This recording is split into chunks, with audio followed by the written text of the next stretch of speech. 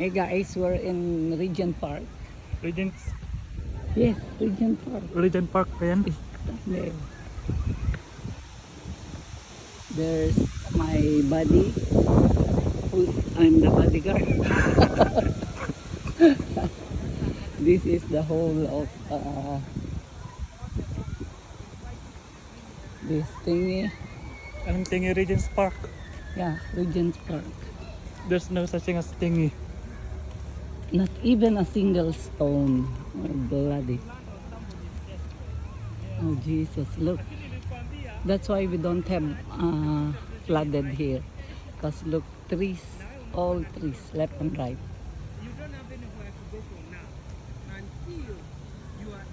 This is the place where Monet told me that even the doctors are robbed of their mobile.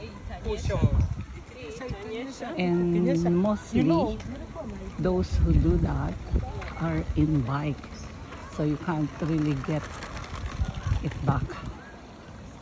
There's so many family now, although it's a bit cloudy. It's nice. Look, the cloud, I think it's gonna rain soon, but hey ho, it's nice to walk and have a bit of exercise. Every corner has that fountain. They call it Fountain of Youth. Is it?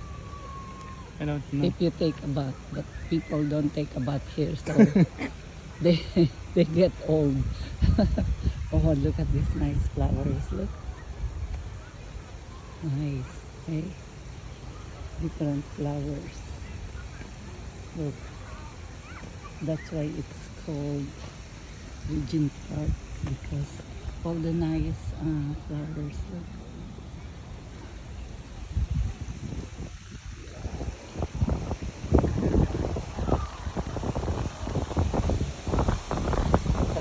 Oh, squirrel. Squirrel.